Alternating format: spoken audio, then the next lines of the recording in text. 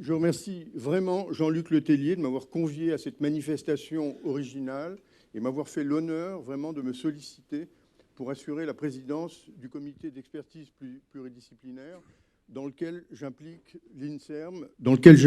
l'INSERM, institution dans laquelle je travaille depuis un certain nombre d'années. Alors, pourquoi est-ce que j'ai accepté, en tant que chercheur, de m'engager dans une aventure, finalement, dans laquelle les chercheurs n'ont pas vraiment leur place, parce que c'est quand même un milieu que j'observe depuis une trentaine d'années, un peu plus, dans lequel j'interviens épisodiquement, dans lequel j'ai l'impression d'avoir contribué à faire bouger les choses il y a quelques années, et notamment, comme l'a rappelé Patrick Goé tout à l'heure, l'UNAPI avait organisé donc une grande réunion sur sexualité et handicap au début des années 80, en présence du sexologue Jacques Weinberg et de moi-même. Et donc, les choses, effectivement, marchent depuis très longtemps. Et il est faux de dire que la sexualité fait l'objet d'un tabou et qu'il n'y a pas de sexualité dans les institutions. Je peux vous témoigner qu'on ne parle que de ça depuis une trentaine d'années. Quand on examine le nombre de colloques, de brochures, de journées de formation qui ont été mis en place, il s'agit vraiment d'une préoccupation importante dans toutes les institutions. Donc on travaille sur ces questions. Mais le problème, c'est qu'on a le sentiment que tout ce qu'on fait n'a pas de prise sur le réel. Alors effectivement, Madame Marc parlait de ce sentiment d'impuissance. Alors c'est vraiment un paradoxe. D'un côté, on agit, on parle, on réfléchit, on travaille, et de l'autre, on a l'impression qu'on n'arrive pas à résoudre les problèmes. Alors, la journée d'aujourd'hui, pour moi, est tout à fait originale, parce que, bon, en dehors de cette heure où on fait parler des experts, c'est une expérience tout à fait originale, parce que c'est ce qu'on appelle, de façon un peu méprisante, le terrain, le monde d'en bas, qui se fait entendre, qui va faire remonter des expériences, des difficultés, des questions. Et Claude Lévi-Strauss avait déjà désigné ce type de pratique sous le terme de bricolage. Le bricoleur doit s'arranger avec les moyens du bord, pratiquer le réemploi, détourner de leur usage premier les matériaux et les emplois qui sont à sa disposition. À l'inverse, l'ingénieur conçoit et construit les éléments de son œuvre en fonction d'un plan et d'une visée préalablement définie. Il est du côté de l'ouverture, le bricoleur est du côté de la réorganisation. Et c'est bien de la remontée de ce bricolage, au sens noble du terme, quotidien, que nous allons découvrir et discuter ensemble aujourd'hui. Mais ceci s'inscrit dans une longue perspective dont je vais rappeler les grandes étapes. Tout d'abord, la négation de la sexualité des personnes handicapées, des malades, des âgés, des personnes âgées, des déviants de toutes sortes. Et quand on dit négation, c'est une négation active, c'est-à-dire qu'on fait en sorte, que la société fait en sorte que ça n'existe pas. J'ai souvent tendance à dire que le handicap, c'est nous, finalement. C'est la société qui impose un poids supplémentaire, comme dans les courses de chevaux, à certains de ces éléments pour je ne sais pas quoi. Donc, il y a eu donc cette première étape dont on voit que certains éléments continuent à perdurer. Et donc alors, les modes d'accompagnement et de gestion de la vie sexuelle des personnes handicapées étaient principalement de deux natures. D'une part, la séparation des sexes et l'interdiction de l'hétérosexualité dans les établissements. Et deuxièmement, la stérilisation abusive, dite involontaire, et surtout celle des femmes, dont Nicole Dédérich, aujourd'hui décédée, dont il faut saluer la mémoire, sur laquelle elle avait beaucoup travaillé, beaucoup milité pour que ça soit, pour que la situation soit modifiée. Donc cette stérilisation, fondée sur l'hypothèse de la dégénérescence, héritée de la médecine du XIXe siècle, mais surtout, ce qu'on oublie, c'est que la stérilisation est une forme de contrôle social externe porté sur la vie sexuelle et les conséquences de la vie sexuelle des personnes, qui fait que du fait que l'on considère qu'elles sont incapables de gérer les conséquences de leur vie sexuelle. Donc, on fait en sorte, à l'aide de la chirurgie ou d'autres techniques, et de la séparation des sexes, qui n'est pas suffisante à empêcher la procréation, on contrôle tout cela de l'extérieur. Alors, cette situation était plus ou moins acceptée, mais en tout cas, c'est celle qui prévalait, donc qui continue. Enfin, on dit que la stérilisation n'a plus cours, mais on n'a pas de données là-dessus, donc je n'en dirai rien. Les choses ont changé avec l'explosion du sida. Et alors, le sida a eu quelques avantages, notamment, il a servi de cheval de Troie pour faire rentrer les questions de sexualité dans un certain nombre d'univers, et notamment l'univers des handicapés. Et l'UNAPI, dont M. Goé l'a rappelé, avait mis en place au début des années 90 un groupe de travail sur sexualité et handicap. Et c'était très très clair pour les personnes qui participaient à ce groupe, des parents et des professionnels, c'était de pouvoir développer une réflexion sur la sexualité dans la mesure où, contrairement à la stérilisation, il n'était plus possible de stériliser les personnes. On ne disposait pas, et on ne dispose toujours pas, comme disent les médecins, d'un vaccin. Et le vaccin aurait réglé tous les problèmes. On n'aurait pas eu besoin de développer tout ce qui s'est développé depuis le sida dans le domaine de la sexualité. On aurait vacciné les personnes et on aurait fait l'économie de tout le travail éducatif visant au développement psycho-affectif, émotionnel et à l'autorégulation des personnes. Parce que finalement, qu'est-ce que c'est que la prévention individuelle du VIH et d'autres infections, et y compris la prévention des grossesses non souhaitées? C'est avoir un contrôle sur sa vie sexuelle. Et c'est ce contrôle, la possibilité de ce contrôle, qu'on nie à certaines personnes et que certains éducateurs qui croient que cela est possible tentent de mettre en œuvre. Et donc, le sida a vraiment été cette révolution, disons, dans les attitudes sociales et pédagogiques à l'égard des personnes handicapées. Alors, je parle surtout des personnes handicapées mentales, parce que pour les autres types de déficiences, les déficiences motrices et sensorielles principalement, les attitudes sociales ont été toujours complètement différentes, et on a même pu, dès le début des années 80, Jacques Weinberg l'avait montré, il y avait un acharnement thérapeutique pour assurer la procréation des personnes principalement blessées médulaires, des jeunes personnes atteintes au seuil de leur vie familiale, reproductive et sociale, et pour lesquelles la procréation constituait le meilleur moyen d'établir et de maintenir des liens sociaux.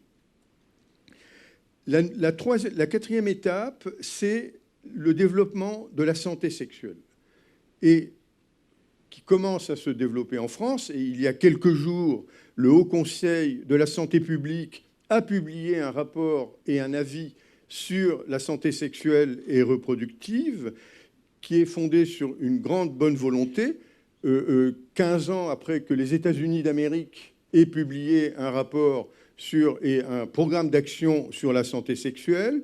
Mais malheureusement, une lecture rapide de ce rapport fait apparaître qu'il est fondé sur des données lacunaires et parfois erronées, et notamment en ce qui concerne les personnes handicapées. Et ça, donc, il faut que vous lisiez de façon très attentive. Le rapport est disponible sur Internet, c'est gratuit. Il faut que vous lisiez ce rapport, parce que ce qui est dit sur les handicapés est malheureusement pas tout à fait exact.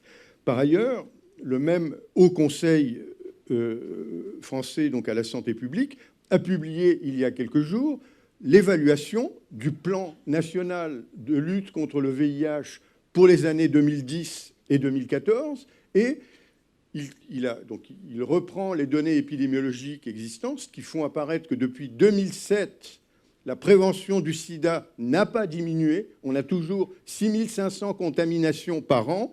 Dans Paris, dans certains quartiers de Paris, on a une prévalence de 20% de séropositivité chez les gays. Ceci est inacceptable, et les institutions qui sont chargées par le gouvernement, la DGS, le CRIPS et AIDE, doivent rendre compte de l'argent qu'ils reçoivent et de l'échec accablant qui représente la lutte contre le sida. Je le dis, je le répète, et je le maintiens.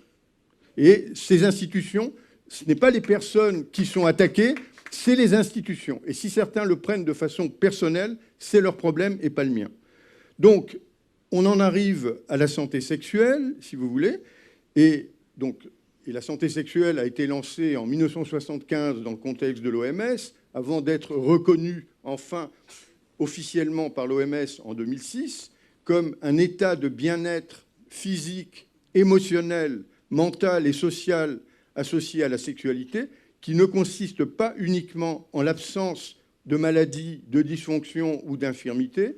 Elle repose sur une approche positive et respectueuse de la sexualité et des relations sexuelles et de la possibilité d'avoir des expériences sexuelles qui apportent du plaisir en toute sécurité et sans contrainte, discrimination ou violence. Afin d'atteindre et de maintenir la santé sexuelle, les droits sexuels de toutes les personnes doivent être respectés, protégés et assurés. Et ça, la question des droits sexuels qui sont inspirés des droits de l'homme et qui posent question aux juristes, est-ce qu'il est nécessaire d'avoir une catégorie particulière de droits appliqués à la sexualité? Est-ce que les droits de l'homme et le respect des droits de l'homme dans les institutions, dans le monde du handicap dans lequel on vit, ne serait-il pas suffisant? Peut-être qu'il est nécessaire d'avoir une catégorie de droits sexuels. Et un certain nombre d'institutions, comme l'Association mondiale pour la santé sexuelle, définissent les droits sexuels comme des droits universels basés sur la liberté, la dignité et l'égalité de tous. La santé sexuelle doit être un droit de base pour l'homme, et afin de s'assurer que les êtres et les sociétés développent une sexualité saine, les droits sexuels doivent être reconnus, promus, respectés et défendus par toutes les sociétés et par tous les moyens. La santé sexuelle est le résultat d'un environnement qui reconnaît, respecte et exerce ces droits sexuels. Je vous suggère d'inscrire cette déclaration au fronton des établissements dans lesquels vous travaillez, avec par exemple l'article 6 de cette déclaration qui porte sur le droit à la vie privée, le droit à l'égalité et à la non-discrimination, le droit de jouir de la meilleure santé possible avec la possibilité de vivre des expériences sexuelles qui apportent du plaisir satisfaisante et en toute sécurité, le droit à l'information, le droit de s'unir et de se séparer fondé sur l'égalité et le consentement, le droit de décider d'avoir des enfants, du nombre d'enfants désirés et de leur espacement ou de ne pas en avoir, et de bénéficier de l'information et des moyens de le faire. Donc ça, si vous voulez, il me semble que ça peut être un document de travail permettant d'évaluer les pratiques des uns et des autres, dans la mesure, bien évidemment, où on décide d'avoir une approche positive de la sexualité qui considère qu'effectivement, comme c'est les idées qui font partie de l'ère du temps, que la sexualité, c'est bon pour la santé. Et que pour être en bonne santé, il faut avoir une bonne vie sexuelle. Donc il y a un cercle vicieux qu'il est important de mettre en œuvre. Alors, la dernière étape, si vous voulez, c'est les controverses autour de l'assistance et accompagnement sexuel. C'est une pratique ancienne, l'assistance sexuelle ou l'accompagnement sexuel. Bon, ça porte d'autres noms, ça porte le nom de prostitution, de recours à la prostitution, dans certains cas, d'éducation sexuelle pratique, si vous voulez. Donc il y a différentes façons de désigner ces pratiques, et on sait qu'il y a des controverses, des oppositions qui sont renforcées par la nouvelle loi sur la pénalisation des clients de travailleurs sexuels. Donc le débat, donc on a un atelier demain matin qui portera sur cette question. Mais ce que je voulais dire, c'est que c'est un peu intéressant. Enfin, je crois qu'il faut se pencher sur la situation dans laquelle on se trouve, selon laquelle c'est l'assistance sexuelle qui devient le flambeau de la lutte pour la sexualité des personnes handicapées. Et ça, je dirais, moi, je n'ai rien contre l'assistance sexuelle, je suis même plutôt en faveur. Je dirais qu'il y a 10 à 15% des hommes qui fréquentent des prostituées. Il y en a peut-être la même proportion chez les handicapés qui sont intéressés par ce type de pratique. Mais je crois que cette pratique doit s'insérer dans une politique active de rupture de l'isolement dans lesquels sont placées les personnes handicapées, et l'isolement qui est construit dans les établissements dans lesquels on intervient. Alors aujourd'hui, on va discuter d'un certain nombre d'expériences qui portent sur des expériences de publication créative, de réorganisation de la vie sexuelle et de facilitation des rencontres de personnes qui sont souvent isolées, de la gestion de crises liées à des violences sexuelles, du soutien à la parentalité et à ses difficultés, de la formation des intervenants, de l'élaboration d'outils pédagogiques comme le théâtre et de l'accompagnement assistance à la sexualité, qui sont des innovations parce qu'elles sortent des cadres traditionnels de l'éducation spécialisée ou du soin, et qu'elles sortent des ornières dans lesquelles la prise en charge de la sexualité des handicapés, entre guillemets, est longtemps restée cantonnée. J'avais commis un travail il y a une trentaine d'années qui s'appelait « L'ange et la bête ». C'est-à-dire qui opposait finalement le modèle du handicapé asexué et angélique et de la bête de sexe incontrôlable. Donc c'était les deux formes de représentation de la sexualité des handicapés mentaux qu'on avait pu observer il y a une trentaine d'années. Alors, Lucie Naillac, une jeune sociologue, a repris le flambeau de la recherche dans ce domaine-là, et elle montre finalement comment on passe progressivement, parce que ces images n'ont pas complètement disparu, on passe à l'idée du citoyen en situation de handicap, qui est une notion avec laquelle je vous propose de travailler et de voir comment elle s'articule avec vos propres représentations personnelles, subjectives, institutionnelles et sociales, et comment ça s'inscrit dans vos pratiques. On est là pour discuter de tout ça pendant les 2 jours auxquels on va être ensemble. On va déjeuner, on va boire, on va discuter, etc. Et je nous souhaite de bonnes journées de travail en dehors des sentiers battus et dans le respect de la liberté, de la vérité et contre les pouvoirs établis. Merci. Merci Alain.